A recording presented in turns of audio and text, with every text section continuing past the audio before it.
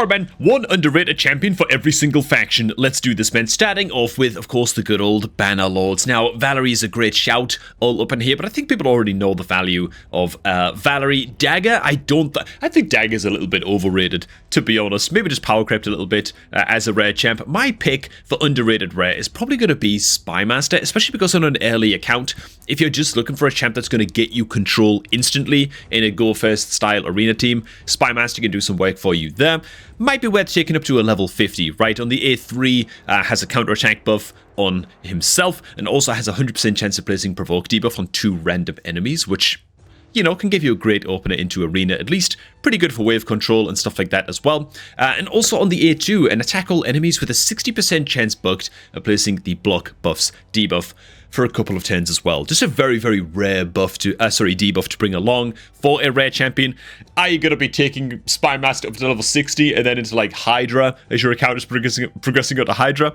Probably not. Or at least I'd hope to the gods that be that Plarium that you pull a better option than Spymaster by the time you're starting to look at normal Hydra, right? After like 6, 7, 8 months in or whatever. However long it takes you, you know. But yeah, I think Spymaster is going to go ahead and be my pick for the Banner Lords. As for the High Elves, we've got some very, very good options in here. I'm not going to go for either of the obvious ones. And again, I'm going to try to avoid the super obvious. We're going to go for the sleeper picks in factions wherever we can, man. The less obvious stuff. So Apothecary is amazing. Reliquary Tender is incredible. Elhain is probably the second best starter champ, maybe. Some people would disagree. I think my pick is actually going to be Prosecutor, man, which I was very, very close to taking up to a level 50 on my main account. Ended up finding some better 10-meter control options, but Prosecutor is actually still on my High Elves Faction Wars team to this day, which is kind of crazy. Maybe my High Elves faction is just kind of crap, but on the A1, man, it's a double hitter with a chance of decreasing 10 meter by 10%, so, you know, it's a lower chance, it's a 30% chance bugged,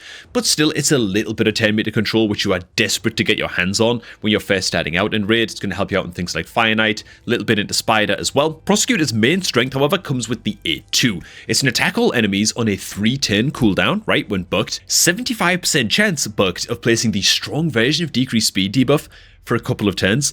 This is probably the best rare champion decreased speed debuffer in the game, right? It's the strong version, 75% land rate, very, very good indeed. I think that only Rock Beast of the Ogren tribes, the Ogres faction, is even comparable, really, to Prosecutor, or really even comes close in terms of wave control. And then on the A3, it is a triple hitter as well. Place an increased accuracy buff on this champion 2 turns before attacking. Also brings heal reduction too, so it can help you out into some of the potion keeps. Increased accuracy means you can build Prosecutor with just a bit less accuracy than otherwise would be required to be landing the debuffs. Just not a bad rare, like a pretty decent progression rare for getting you started, man. Hell, if I pulled a Prosecutor from one of my mystery shards anytime recently, I would have probably already built her out to level 50, you know? Put it that way, man. I know I'm only 1 month in on my free-to-play account, but there you go. Also, if you feel like I'm missing any champs in this video as we blast on through all of these picks, make sure to go ahead and plop them down below, man. Any super underrated rares that you have gotten use out of in the past. For the Sacred Order, I think they have like some of the most rares in the game in terms of number, but unlike like 2 of them are even any good. One of them, I believe, that is often slept on is going to be Mother Superior. I actually have a Mother Superior built out at level 40, and I still use her in Faction Wars, which again, maybe just speaks to me having a bad Sacred Order faction. But still, she brings a pretty damn good amount of support, man. Chance to place the weak version of decreased attack on the A1, which is fine, not great. But on the A2, heal an ally by 30% of this champion's max HP, so you just build out with as much health and speed as you possibly can. I'd even say just ignore building out with accuracy. It's only the weak version of decreased attack. It's the only skill that she needs accuracy for. Forget about that, man. Health and speed, keep her alive, right, and get more value out of this big meaty heal on her A2. Also place a shield buff equal to any surplus heal for 2 turns if the target is fully healed by the skill, which is just nice. And then on the A3, place a continuous heal buff on allies for 2 turns, and places a shield buff equal to 10% of the target's HP on all allies for 2 turns if an ally's HP is already full. Just a fine amount of survivability coming into your team. Again, I built her out at level 40. You could take her up to level 50 and just sort of leave her there, and she's just going to bring a little bit of extra survivability to your Sacred Order Faction Wars. Do I think she's absolutely going to revolutionize your account? Obviously not, man. But moving swiftly on to the Barbarians. Barbarians, man, have some damn solid rares. Soulborn Boya, War Maiden, and we've got some damn good ones. As for a bit of a sleeper pick, I'm not sure that people give Sentinel the respect that he deserves, especially considering newer players and free-to-play players and stuff like that. When you're trying to get involved in Doom Tower for the first time, and you just need a reliable provoker for the likes of Magma Dragon, right? His A1 attacks one enemy, has a 85% chance when fully booked up of placing a provoke for one turn if this attack is a crit. So there's a little bit of stat checks that you've got to hit with Sentinel, but by the time you're trying to climb normal Doom Tower for the first time, you should be able to build out a champ with 100% crit and the accuracy required to be getting this very, very reliable provoke off.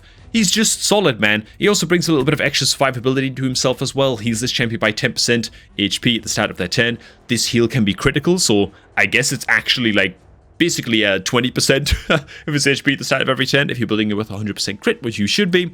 And then on the A2, it's an attack all enemies with a chance of placing decreased attack and heal reduction as well. So a little bit of help via the heal reduction for things like the early potion keeps as well.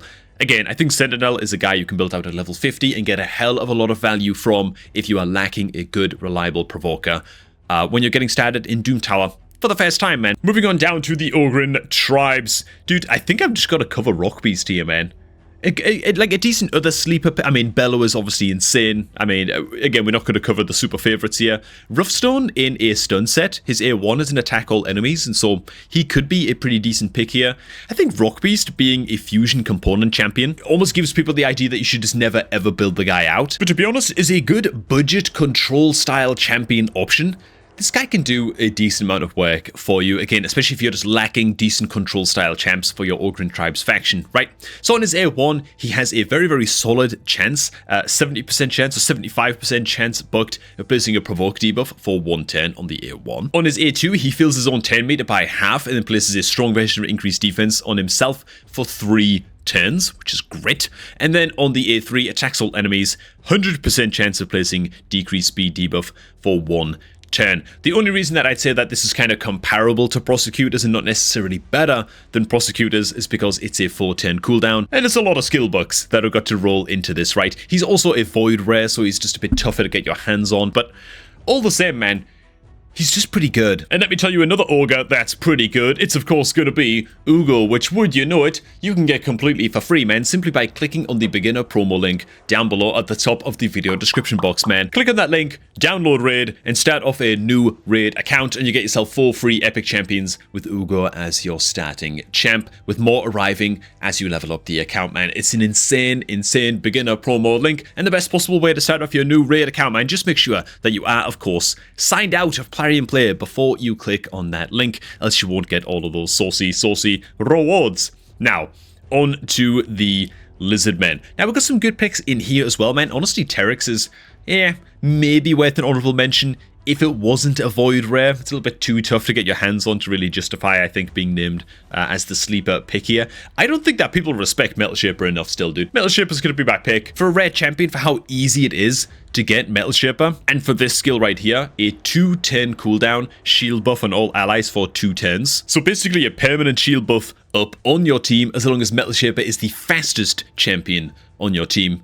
Dude, this is like invaluable. He replaces Blood Shield rings and basically allows your team to never trigger the counter attack against the Scarab King boss in Doom Tower, which is, I don't know, a must for taking this thing on. Dude, I was beating Scarab King and I did my first Doom Tower clear, right? And like beating all of the levels of Scarab King throughout Doom Tower using a level 40 Metal Shaper, a level 40 Elf Guard, right? Armager, Crimson Slayer, like just a bunch of rares and uncommon champs, most of them level 40 or level 50. And then like 1 damage dealer, you know? It was very, very, very slow kills, but Metal Shaper single-handedly allowed me to actually take on Scarab King for the first real time, and so, yeah, he's got to be worth mentioning on this list. Can't be overstated how good it is to keep a hold of a copy of Metal Shaper if you are starting off your new raid account, right? It's going to help you out a lot. Just trust me on that one. Next to man, the Skinwalkers faction. Ooh. What we talk about, we're not going to mention Nalhorn, because it's one of the best raid champions in the game. Very, very, very good AoE provoker. Just a great champion overall. And there's just not that many skinwalkers to pick from, and so it makes Torlog kind of just an easy pick. It's a fairly new-ish rare champion added into the game.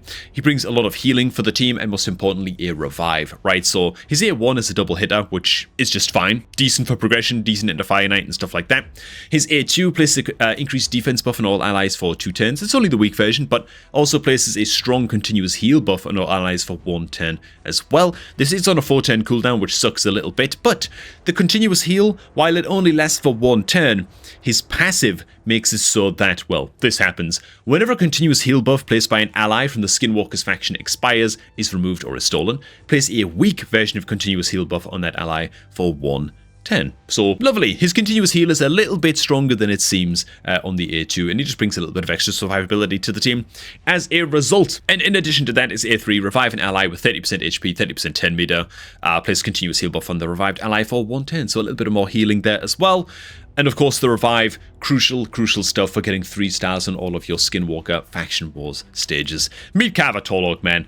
He is a good egg. Next up, man, for the Orcs, we've got nobody. I don't even want to look at them. I can't stand Orc rares. They're all trash. Forget about it, okay? Apart from Gallic, but even Gallic, I mean, unless he's your starting champion, are you going to be maxing him out? I don't even know about that, man. So, moving swiftly on. And tell me if I'm wrong, by the way. If you feel like there's an Orc rare that I'm sleeping on, do let me know, man. As for the Demon Spawn, we've got some solid rares in here as well. Petrifia is actually pretty good. Clan Boss, Poisoner, Fellhound, probably... is he still the fastest campaign farmer in the game? I'm also just assuming that it's a he, okay? Abyssal is pretty decent. I've not been that impressed by him. To be honest, I see like other content creators talk about Abyssal all the time. Oh, he just does so much. He brings like so much variation to his kit. Yeah, he doesn't bring anything that's particularly standout though, does he? I don't know, man. I'm not really convinced by Abyssal. You know what? I think Diabolus is still underrated. I won't spend very long on this champ. We'll do like 10-second breakdown. But yeah, I think that she's slept on purely because she's so easy to get your hands on and you're kind of flooded with copies of Diabolus as you're farming campaign stage 12 for leveling your food champs and stuff like that. But most importantly, she brings an attack all enemies and strong version of increased speed on the A2. Very, very easy to fully max out her skill books as well because you're farming copies of her all the time that you can basically use as stand-ins for your rare tomes. And then she brings some 10 meter fill and 10 meter decrease for enemies on her A3. Very, very simple kit. I still use Diabolus to this day at level 50 on the main account. Yeah, I think that she's awesome, and like, she's never mentioned anymore in these like top rares or like best rares videos, man. I feel like she's just, I don't know, dude. I think that she's been in plain sight for so long that people just kind of forget how good she was, man. Okay, as for the undead hordes, we've got some sort of obvious ones here. Frozen Banshee and Grave Chill, just great little poisoner duo to kind of rank up into Clan Boss. Grinner, of course, brings a rare champion revive for the undead horde, so just similar to Torlog and the Skinwalkers. Very, very valuable champ to take up to like a level 50 and just use him to 3-star your Faction War stages for the undead hordes. I'm quite tempted to make Banshee my pick as well. I've spoke about her quite recently though, talking about how she has a couple of skills, her A1 and her A2, that are attack all enemy skills, and so you can put her in a stun set and she can do an incredible amount of work for you for just controlling enemy waves. Yeah, so I think that she could be the pick. I guess I'll go ahead and finally draw attention to Seducer, but I usually skip this champ. For me, this one's on me. I usually skip this guy. I usually underrate this guy a bit myself, and so I'm calling myself out here just a little bit by covering Seducer in this. First of all, man, I mean, what the hell, dude? The dude actually has 4 skills. Like, for a rare champion, that just doesn't happen. So Seducer is just one of those champs that's kind of good everywhere, and the earlier you pull him on your account, the more likely it is that you're just going to build him out, because, yeah, very, very versatile stuff. Chance to place Sleep on his A1, attack all enemies with a chance to place the weak version of decreased attack on his A2, brings the weak version of increased defense, and most importantly, a block debuffs buff on allies for 2 turns on his A3. For a rare champion, this is kind of unheard of, especially like the 2-turn duration. On this, it's only really comparable to Spirit Host, who has a 1-turn duration block debuffs buff on all allies. Seducer brings the 2-turn. Yeah, very, very good. We're talking blocking stuns from the Ice Golem and freezes from the Ice Golem, sorry. Poisons from the Spider, stuns from the Clan Boss. all of that good stuff, man. There's a lot you can do with a skill like this as you're building out your account. And then just to top it all off, we've also got a strong version ally protection buff on all allies for 2 turns on the A4. Can't believe I'm saying A4 for a rare champion. What is this, man? And then place a block damage buff on this champion for 1 turn as well. This, however, is only viable when, only available when Temptress is on the same team. So it does have that caveat, but it kind of ranks up your Seducer to something more like an epic champion than a rare champion if you're able to get this combo working. And so, yeah, I do think that he's worth a mention, and for me, I've been underrating the hell out of Seducer for a long time, so we're finally giving him the respect he deserves, man. On to the Dark Elves. So Kale is obviously great. Spirit Host we've already kind of mentioned. She can be solid to take up to level 50, mostly for the strong version of increased attack that she brings. Painkeeper, I mean, Cold Heart, oh my god, dude. Best rare champion in the game still to this day. Probably, let's be honest, right? So those are all of like the kind of obvious picks. Paragon you can do some really crazy cheesy stuff with. For me, it's Judge, dude. We gotta talk about Judge and his passive, okay? No cooldown on this sucker, which is great because just make him as fast as possible and just get this thing spamming. It's all about his passive though. With each hit, has a 30% chance of placing strong version, decrease accuracy, decrease speed, decrease attack, or decrease defense on the target for 1 turn. Okay, so he brings basically all of the big debuffs that you might want to, I mean, decrease accuracy is a bit situational, but just a lot of strong versions of debuffs to the table. And then, of course, he has an attack all enemies 2 times on his A2, fill the 10 meter by 10% for each critical hit.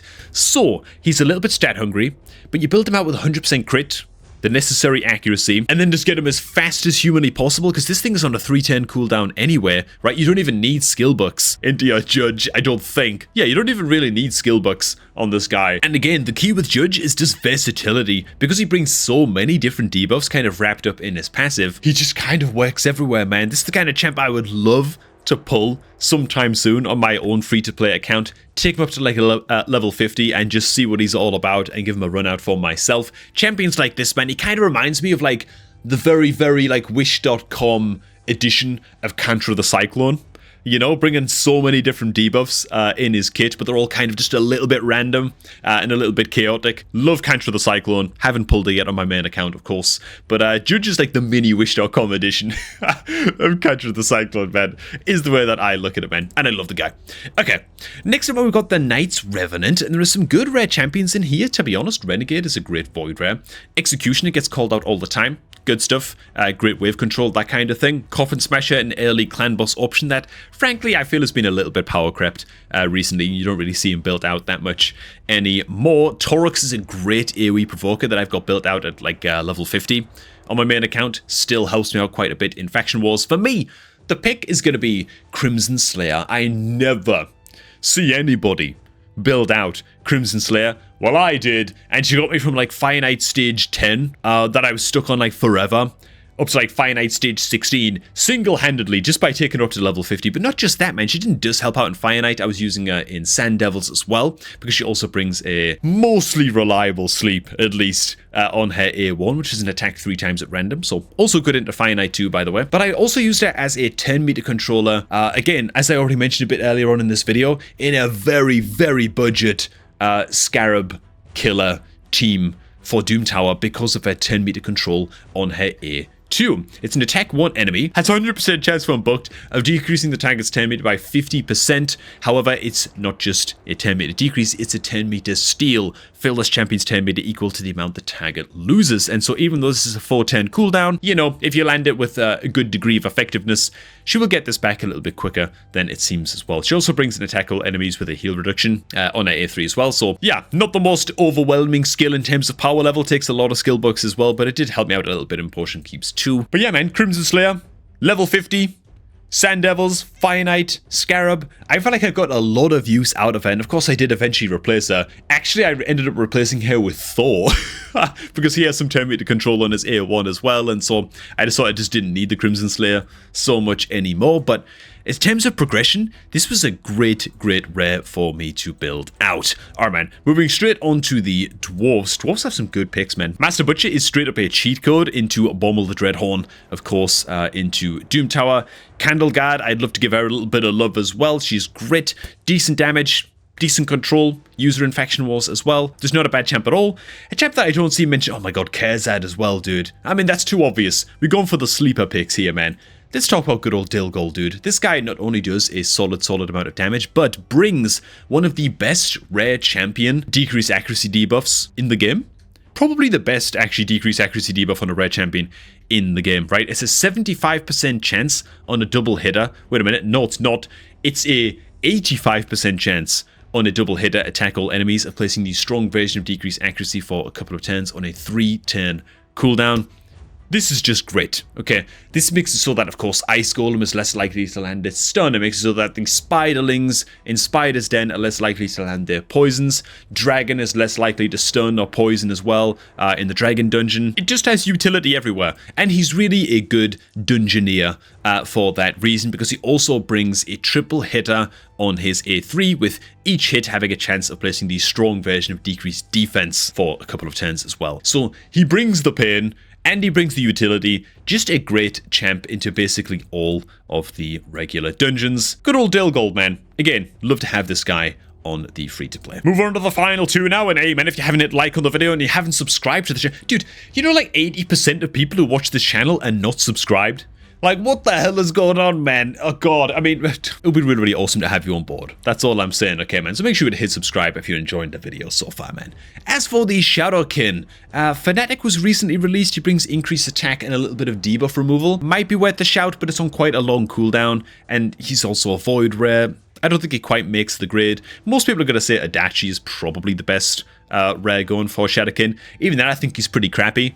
A rare that's very, very situational, but kind of similar to Crimson Slayer, can help you get started into things like Fire Knight, as well as a couple of other areas of the game. It's going to be Life Taker. She brings a double hitter on her A1. Each hit also has a chance of placing the 100% heal reduction debuff for a couple of turns, so it can help you progress in things like potion keeps and stuff like that. She then brings a triple hitter on the A2, which again, very, very useful into Fire Knight. Each hit with a 75% chance of decreasing the target's turn meter by 10%. Pretty nice, honestly. It's on a 3-turn cooldown. The third hit has a 75% chance of placing the strong version of decreased speed debuff for a couple of turns as well. And so, yeah, just one of those champs that's very, very specific in what she does, but just a great progression champ into Fire Knight to get you up to like stage 16 or maybe stage 20 for the very first time on your account, and then hopefully you can replace it with something that does a similar job, but also just gets more damage done, right? Oh yeah, and the A3 plays a Veil buff on this champion for 1 turn, so reducing the amount of damage that she takes from AoEs, as well as evading single target hits, and a Reflect damage buff on this champion for 2 turns, which reflect damage against Fire Knight when it attacks in. It's also going to trigger an instance of damage back at the Fire Knight and just help to reduce its shield that way as well. And so, yeah, that's Life Taker, man. Would I level up myself? Well, I'd have to be desperate, you know, I'd have to be like hard stuck stage 10 in Fire Knight or something, you know, before I'd consider it, but does have some use. Now, as for Sylvan Watchers, everybody knows that Tree Shield not as crazy as hell, one of the best rare revivers in the game. Margrave, I don't think quite makes the grade. I tried to make him work on my main account. He does have like a triple hitter with a chance of placing Provoke, but you know, if like two of these attacks hit the same enemy because it's attacked 3 times at random, then it kind of just wastes the Provoke. Usually you end up landing about 1.8 Provokes on average, I'd say, if you use the skill into 4 enemies. Not that impressive after testing the guy out. I've also shone a light on Ingrid rather, quite a few times as well. You just have a couple of attack all enemy style skills. Also has a chance of placing Leech debuff for a couple of turns on this A3, so just extra healing, put him in a stun set.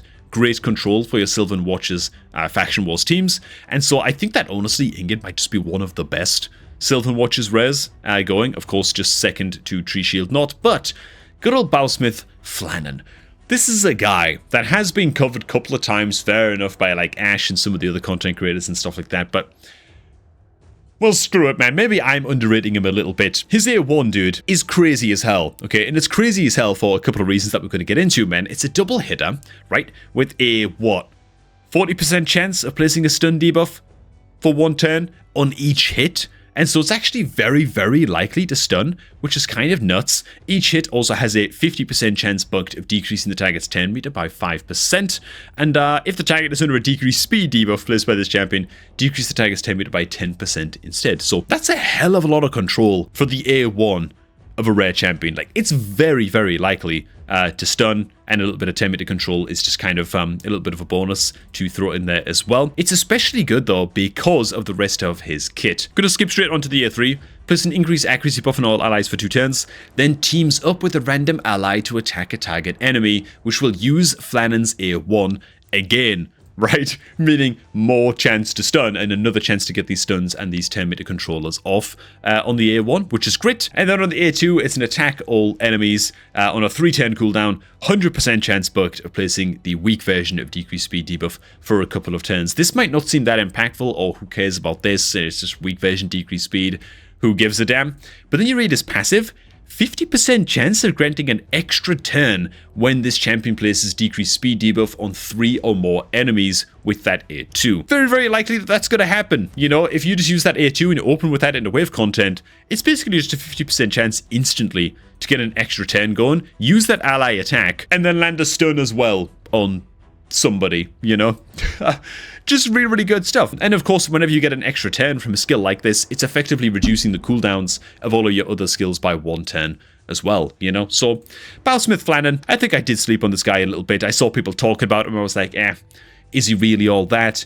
Yeah, he is. He is, man. That's the answer. He really is that good. But man, that is all my picks for this happy little video. Make sure to plop down in the comments below if you feel like I missed any sleeper OP rare champions. And of course, if you're looking to start off a new raid account, make sure to do so by clicking on my beginner promo link down below at the top of the video description box, man.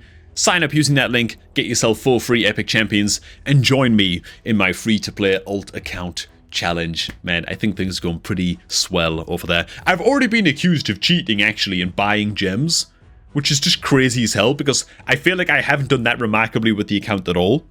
But I guess I'll take it as a compliment that people are accusing me of spending on that account already. You know what I'm saying? Alright. Anyways, thanks for watching, guys. Hope you all did enjoy it, and we're going to catch all of y'all just a tad bit later, man.